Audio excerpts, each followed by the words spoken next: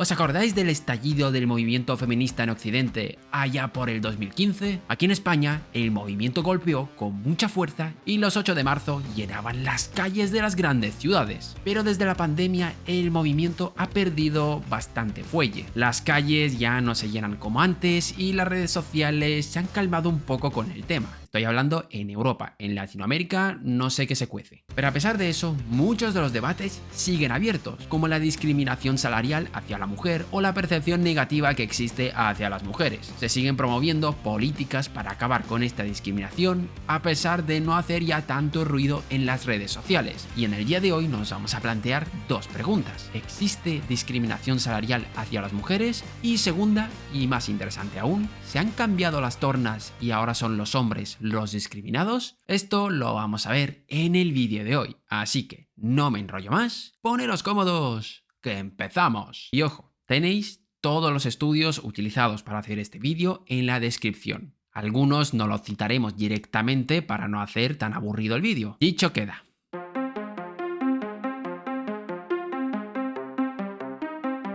Hasta más o menos la mitad del siglo XX en el mercado laboral existía una clara diferencia entre los hombres y las mujeres, y ya no solo consecuencia de elecciones individuales de cada uno, sino que directamente había discriminación. Pero a partir de los años 60 las cosas han cambiado drásticamente. La mujer se ha ido incorporando al mercado de trabajo, pero aquí es donde viene lo interesante. La brecha salarial entre ambos grupos tardaría en corregirse, es más, aún a día de hoy sigue existiendo, pero no fue hasta más o menos finales de los 80 donde se vieron realmente avances en ese aspecto. Y aquí me voy a detener. Vamos a aclarar conceptos. ¿Qué se entiende por brecha salarial? Se refiere a la diferencia del salario medio entre un grupo y otro grupo, en este caso de mujeres y hombres. No se refiere a que se paga menos por hacer exactamente el mismo trabajo. Y esta confusión es culpa de las propias feministas mediáticas que siempre que utilizan brecha salarial le ponen detrás el por hacer el mismo trabajo cuando esto no es verdad. No es necesariamente culpa de alguna discriminación y que se pague a una mujer menos por el simple hecho de serlo. Pero convendría preguntarnos por qué existe esa diferencia entre ambos grupos. Para ello vamos a usar los trabajos de Claudia Goldin, la reciente Premio Nobel en Economía, que nos arroja un poco de luz al respecto. Para el caso de Estados Unidos, pero es extrapolable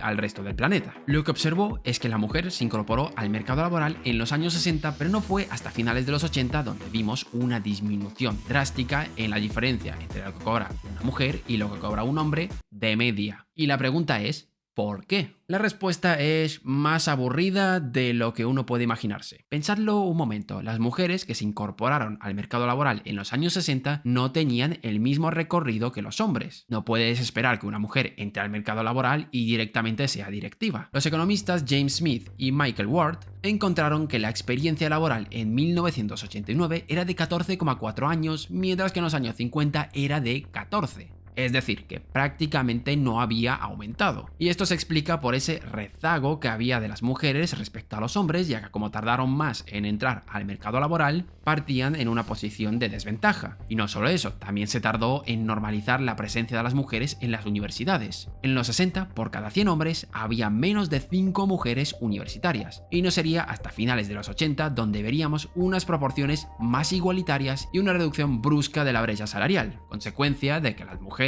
ya llevaban un tiempo en el mercado laboral y esa desventaja de la que partían desapareció. Pero a pesar de haberse reducido, sigue existiendo una diferencia en el salario medio, y este rezago en el mercado laboral ya no nos sirve para explicarlo. Tendríamos que irnos a otros factores y Goldin pone énfasis especialmente en uno de ellos.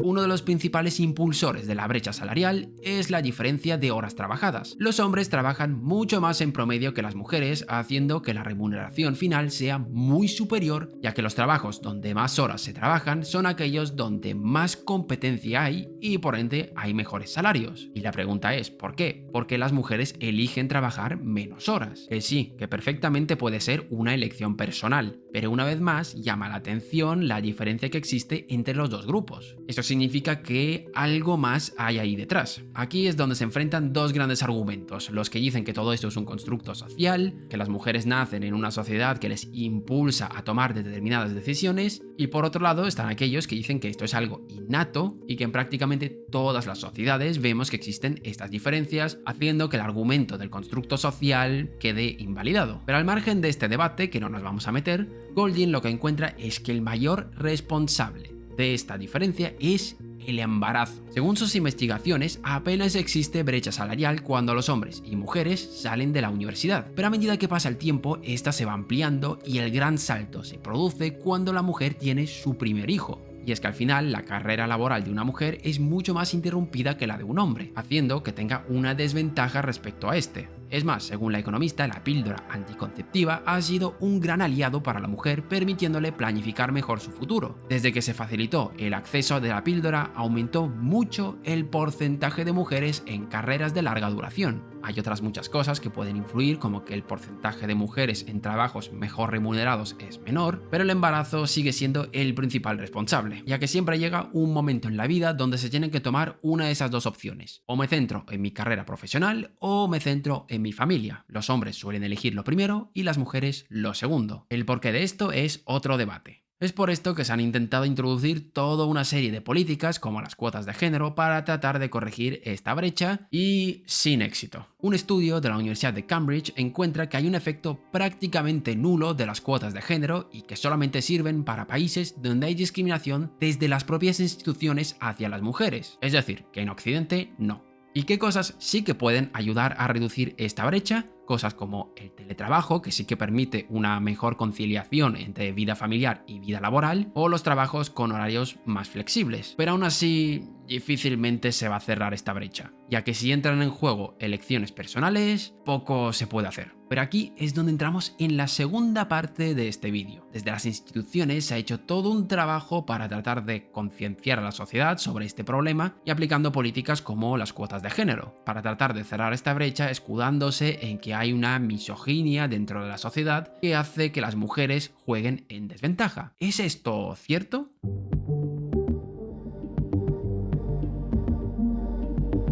Un estudio que se hizo muy famoso en los Estados Unidos intentaba comprobar si existía un sesgo hacia la mujer. Había dos grupos de músicos. Unos hacían una audiencia ciegas donde los jueces no veían a la persona y la otra era una audiencia abierta. La finalidad era ser seleccionados para unirse a la Orquesta Sinfónica de América. Los resultados fueron que a las mujeres les fue mejor en la audiencia a ciegas que en la audiencia abierta. Este estudio ha sido utilizado desde el activismo para demostrar que existe un sesgo misógino por parte de la sociedad hacia las mujeres, y en el año 2016 el gobierno de Australia quiso acabar con esta supuesta discriminación dentro de su propio gobierno. En el gobierno de Australia las mujeres representaban el 60% de los puestos de trabajo, pero solo el 50% de los ejecutivos. No sé qué entienden por disparidad, pero obviemos ese detalle. Para ello contrataron al economista de Harvard, Michael Hiscox, para tratar de abordar esta disparidad. Hiscox, junto a un grupo de científicos del comportamiento, probó un enfoque inspirado en el famoso estudio de los músicos que auditaron para unirse a la Orquesta Sinfónica de América. Eligieron a más de 2100 gerentes en agencias australianas. Cada grupo vio currículums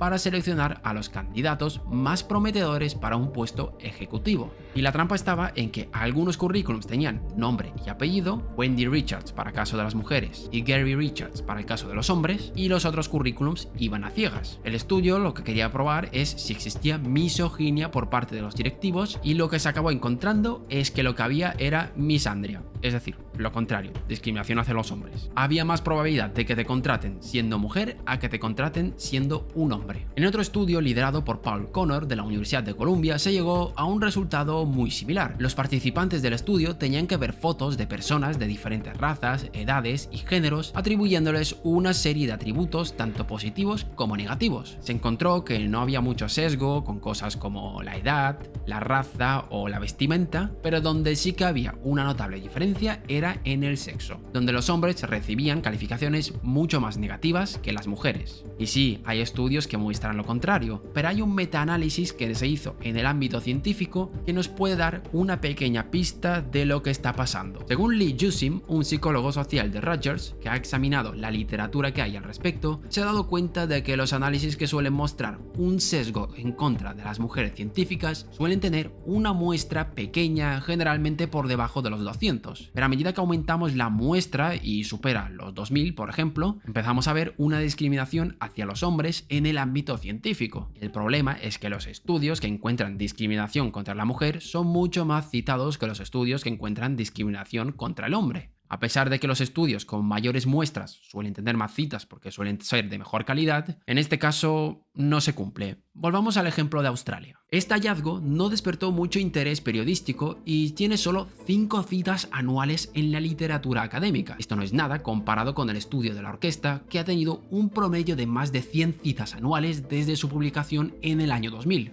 De hecho, las conclusiones del estudio fueron recibidas con tanto entusiasmo que los académicos ignoraron los datos contradictorios que había durante casi 2 décadas. En el año 2019, los autores reconocieron las limitaciones de su estudio y fueron descritas en el artículo de Christina Hoff Sommers en un artículo de Wall Street Journal. Pero a pesar de eso, el estudio seguía siendo citado, y es que al final parece que lo que importa no es el resultado, sino el mensaje.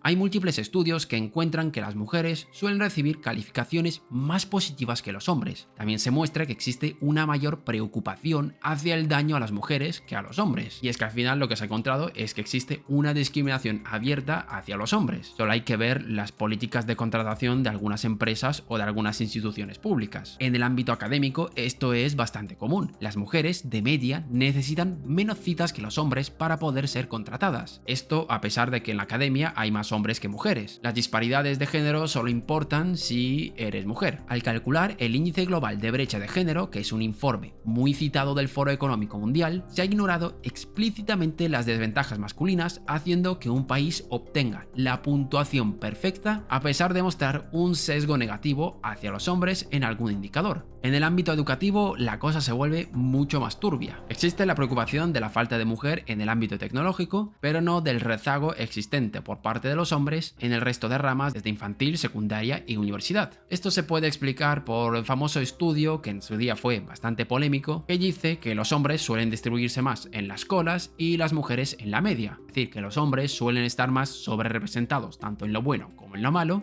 y las mujeres se quedan en la media. Aún así, los debates de los medios van en la misma dirección, mientras que poco a poco y en silencio los estudios apuntan en la contraria. E ignorar esto puede ser bastante problemático, ya que le estás dando carne de cañón a partidos populistas cuyas intenciones pueden ser más que discutibles. Y hasta aquí el vídeo de hoy. Dejadnos en los comentarios qué os ha parecido, no tengo nada más que decir y nos vemos en el próximo vídeo.